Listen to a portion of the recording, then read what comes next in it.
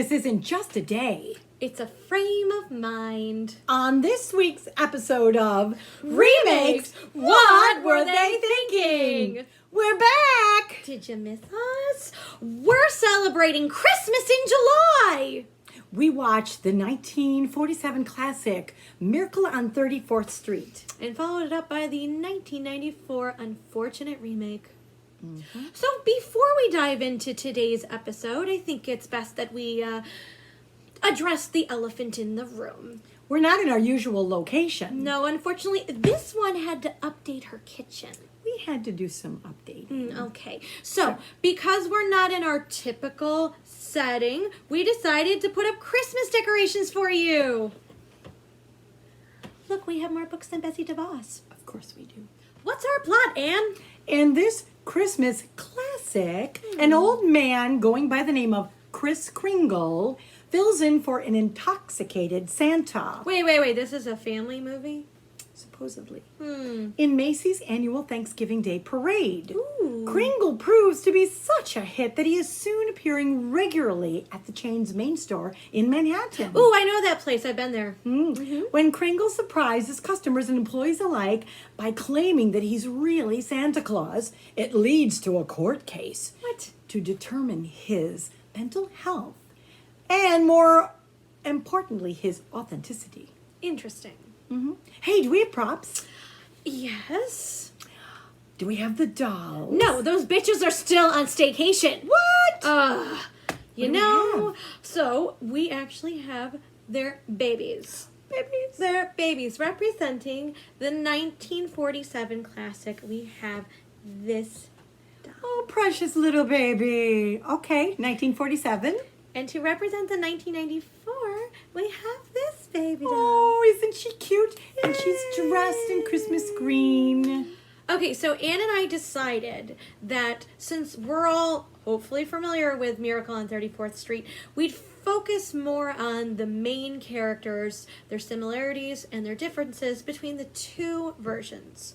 So, starting with the 1947 version, we are looking at Doris Walker, who is our ingenue, as we say in opera. Played by the beautiful and talented Maureen O'Hara. What'd you think, Anne? She was lovely. She was statuesque. She was strong. She had convictions and she had passion.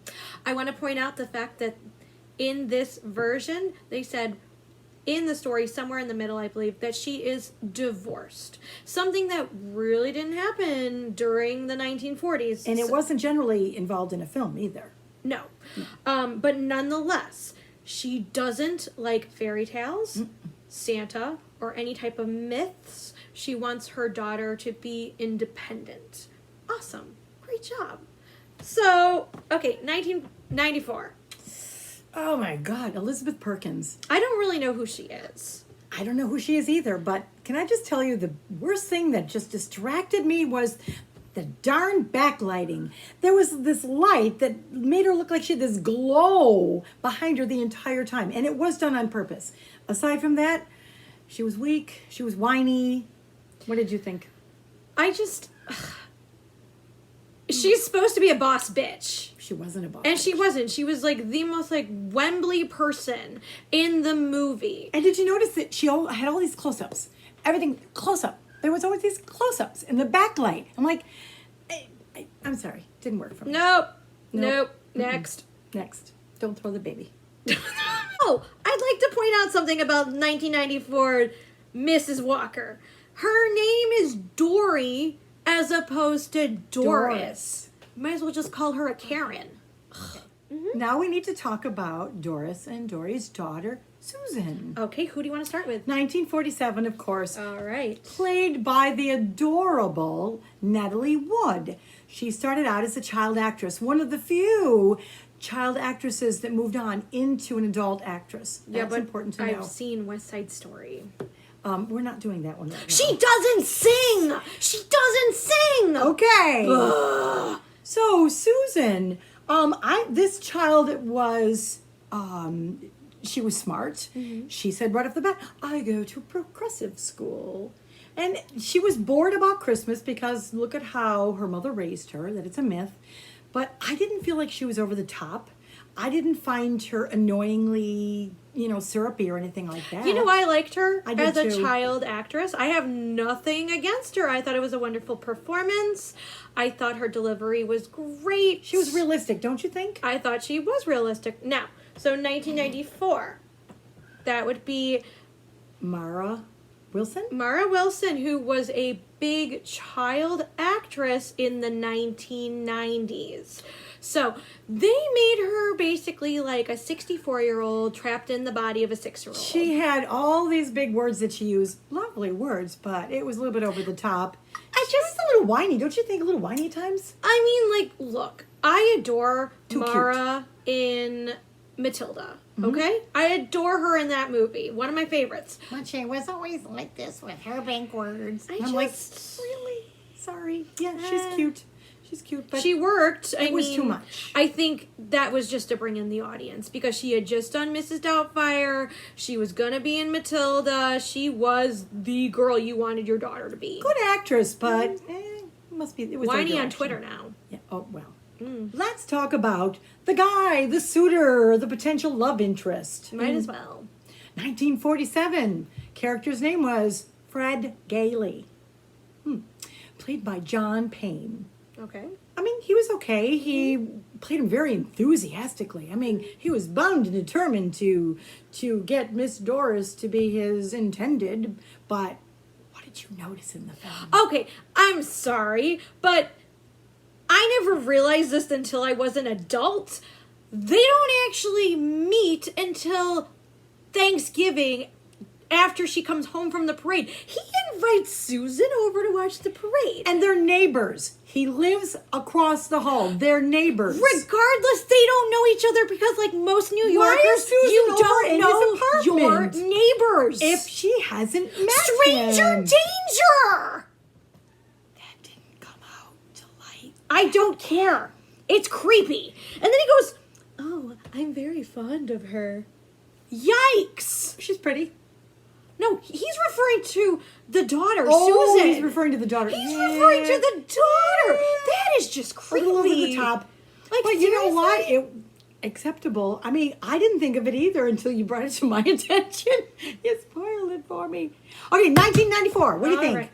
Well, I mean, look, I don't have a problem with Dylan McDermott, okay? You think he's dreaming? No, I think he's a boring actor in anything he does, but if you put it on mute, he's gorgeous to look at. And yeah, I'd take one for the team. And you know, Oh, but his name is different in this movie. it's Brian. With a Y. Brian, is it Brian Bedford? Yeah, with a Y. Brian with a Y. Brian with a Y. Okay, that's a 90s thing. Anyway, he was very presumptuous about a potential relationship, and they already knew each other. So there was no stranger danger They there. were already dating. Apparently. He loves Susan. I treat her like she's my own But she daughter. has commitment issues, so Brian, it's going to take a little bit more work for He you. gets her a Cartier ring, and she's like, "I told you no, girl, take the ring." But you know what's weird is he takes Susan to the zoo. Did he ever ask her mother? No. He shows up with her at the store. What the- And then there's a time when they go out, Susan and Brian, and I'm thinking the whole time, who's taking care of Susan? Who's babysitting Susan? So, continuity, that's a problem. You know what I just realized? You said Susan and Brian went out by themselves, and then you said who was there to watch Susan. It was Dory and Brian, because they were going to midnight mass on Christmas Eve, and once again we go, who's taking care of Susan? Subplots. Like, who's left? You better watch out. You better not cry. You better not pout. I'm telling you why. Santa Claus is coming to town. Santa! Okay, look, if you cannot play Santa Claus correctly, don't take the job. Nope. Okay? So it's safe to say I have no issue with either one of these guys playing Santa. They were both adorable. Edmund Gwen and Thomas Mitchell. No relationship. No relation. Nope.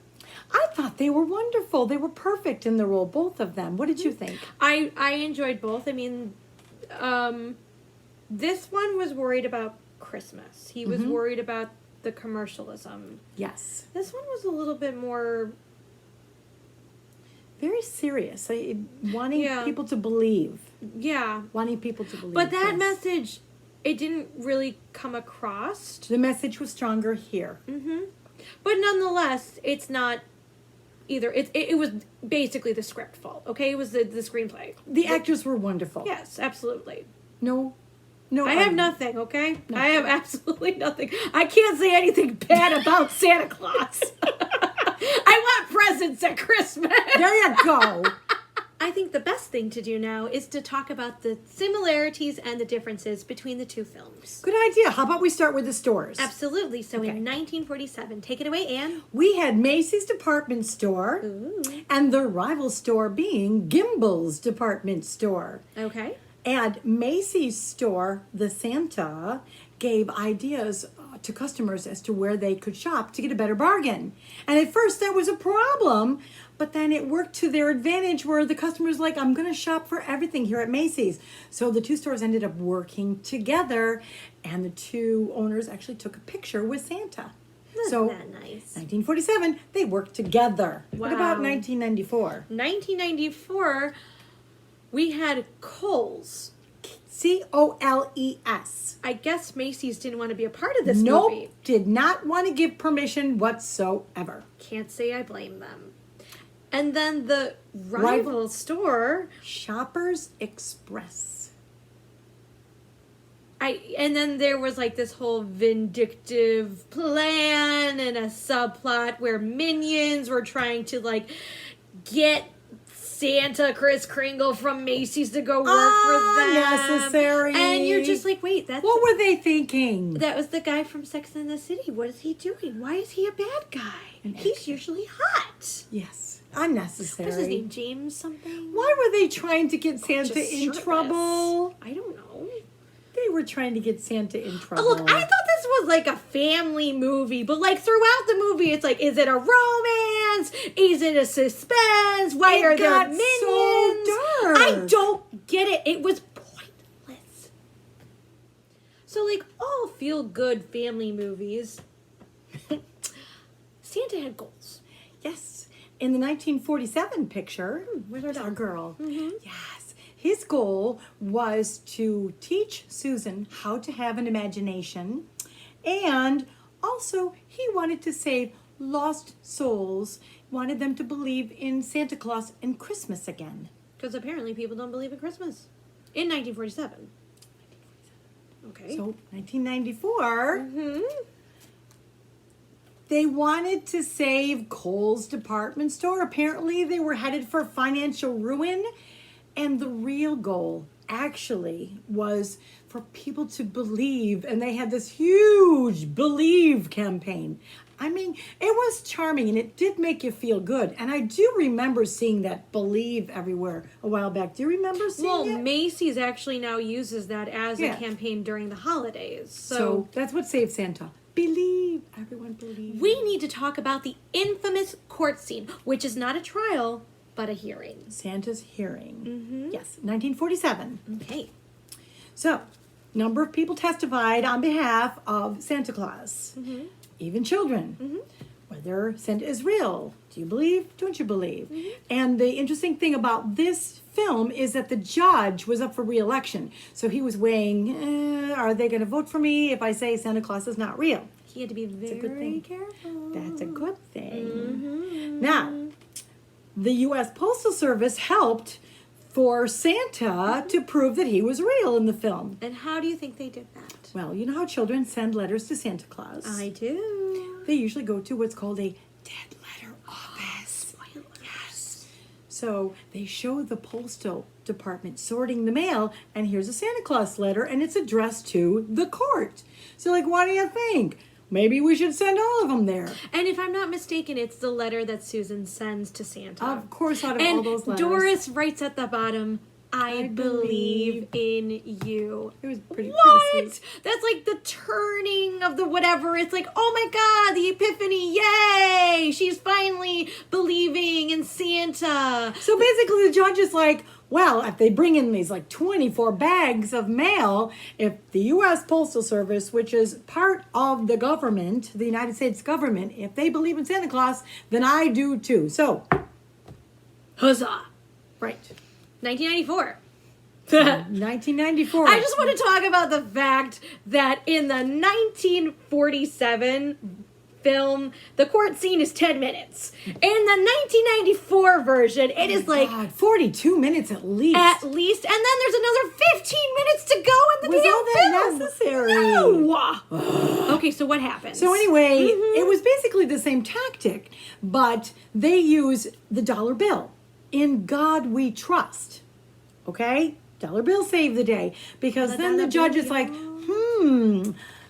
if people can believe in God by not seeing him, we should be able to believe in Santa Claus even if we don't see him. I mean, look, it works, but like, I just felt like it was a little weak. I like this one better. I mean, this one was more fun. It made more sense. I gave up on this movie. I literally did. Yes. We have a very favorite spot from both of the pictures. They're very similar, except there's like small differences. So let's start with the 1947 original. So you see Santa doing his job, talking to a child, and Susan is standing off to one side in the store watching this. The child speaks another language. She's Dutch, and very easily and gracefully, Santa speaks to her in her own language. And they have a conversation, and it's very lovely. And then in the 1994 version, it's the same story, the same idea, premise. Except the girl is deaf, and he signs American Sign Language to her, and they sign and sing Jingle Bells, and he tells her she's a beautiful girl. Precious. And it just warms your heart. Like, both of these scenes, it's just... Aren't you glad they kept that in? I'm really glad if they they wouldn't did. have kept that in. I mean, that's just... It was it's so just precious. heartwarming. That was the best scene in both the pictures. Absolutely. It's time for a Christmas paper wrap-up. Let's talk about what worked, what we didn't like, what we liked, maybe some rants. Okay. Some rants. 1947. I like the film. I love Maureen O'Hara and Natalie Wood. Oh, she was great. Okay, I mean, I like both of them. You just didn't like the implications, right? No, I have a problem with this movie. I mean, I had many problems along the way, but I actually had a big problem with the fact that there was little to no music. Like, no background music, no mood music. There was hardly any Foley art in it. Like, if a door was closing, I didn't hear that door shut. I do need to point out, though, okay? This film was not advertised to be a Christmas picture. I don't care. There needs to be some jingling bells. Before the film was released, before they filmed it in the stores, Macy's said, I want to see the film before I make a commitment. So that's why it didn't start out as a Christmas picture. But there should be some mood music. You saw Santa Claus. That's good enough. Okay, move on. Too many subplots. My gosh, too many subplots. It was filmed here. It was filmed there. It was filmed here. It was filmed there. They elongated every scene and cutesy wootsy this and way too many extra Christmas songs in it. I was Christmas okay music. with the Christmas I music. love Christmas music, but man, oh man. Look, could Over we the top. take some of this Christmas music and put it in this version then? We could do that. Okay. We could do that. We could do that. And this film... You're still talking! This film became about a love story. I got a bone to pick with this movie. Okay, your turn. Your Okay. turn. So the 1994 version is a John Hughes film. Now, for those of you who don't know John Hughes, what? How are you living? Okay? Seriously, John Hughes, here we go. We have The Breakfast Club, Pretty in Pink. We have the Home Alone 1, Home Alone 2, Lost in New York. What? We have, too many movies, okay? I can't think of them all. I love them all. However, not your best work, John. Like, seriously, did you need the money? I mean, like, no! So it wasn't your fave. I want my money back. Well, luckily I only had to pay 49 cents because I had some Amazon credits. You know, I remember seeing this movie in the theater as a child, and, like, getting. You loved it. No, I was weirdly uncomfortable. I didn't go with you. I went with someone else. I was weirdly uncomfortable. Because it got dark. It got really dark. Because they were trying to take out Santa Claus. I do not need to see a bunch of, like, faux Santa Clauses drinking in a bar. Yeah. Because, like, when you're young... You can watch Badder Santa for that. Oh, my God, I love Bad Santa for that. But when you're young, that's not something you should see in a children's movie. No. So, anyway, do you have a favorite? I'm good. Look, I'm just going to say it right now. Hollywood, don't you even try to remake my beloved It's a Wonderful Life. Do you hear that? Okay? I'm coming for you if you do. Okay. You can have Miracle on 34th Street. I could care. So, just a little FYI, I've got a lot of trivia on the first picture, and I will be putting it up on the blog in a few weeks. I'm still a few stories behind, so I'll be adding. I've got some great trivia. Hey, we had a lot of fun. It's great to be back. But our next film comparison will still be Christmas themed. Remember, Christmas in July. Christmas in July. So what's our film? Oh my gosh, my favorite musical, Scrooge. I love Scrooge. And the music, and then it's just to die 1970. for. It's a classic. Albert Finney. And the Can't go remake. wrong. What did we pick for that? So we're actually gonna do a little like it's sort of a remake. We're breaking the rules just a little bit, just for this one, okay? We are going to watch the 1988 Scrooged with Bill Murray. It's a dark comedy, but it's fun. Didn't get much recognition, but we'll let you know all that. Apparently, later. it's funny. I've actually never seen it, so Yeah, we'll so- see. So, of course, friends, we're back. We're back. I'm sorry you it's missed so good us. to see you. Mhm. Stay safe. We're still doing well, New York. Let's keep it up. Let's wash our hands and wear that mask. And until then, stay safe. We love you. Keep in touch. Keep watching movies. Read the We love blog. you. Yeah, well, I'm a little behind, but read the blog. Read the blog and catch up on our old episodes. Yes. All right. Until then, bye. Bye.